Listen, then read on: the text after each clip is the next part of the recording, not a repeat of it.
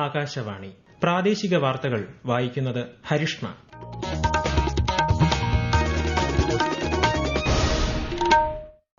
രാഷ്ട്രപതി ദ്രൌപദി മുർമുവിന്റെ രാജസ്ഥാൻ സന്ദർശനം പുരോഗമിക്കുന്നു.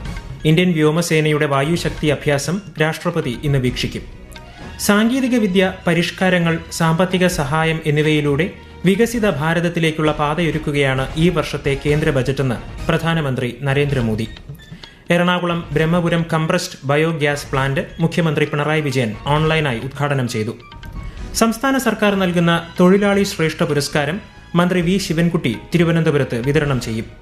കണ്ണൂർ ആറളം ഫാമിൽ കാട്ടാനയുടെ ആക്രമണത്തിൽ മരിച്ച അനീഷിന്റെ കുടുംബത്തിന് മുഴുവൻ നഷ്ടപരിഹാര തുകയും ഉടൻ നൽകുമെന്ന് മന്ത്രി എ കെ ശശീന്ദ്രൻ. ICC പുരുഷ 2020 ലോകകപ്പ് ക്രിക്കറ്റ് സൂപ്പർ 8-ൽ ഇന്ന് ഇംഗ്ലണ്ട് ന്യൂസിലൻഡ് പോരാട്ടം.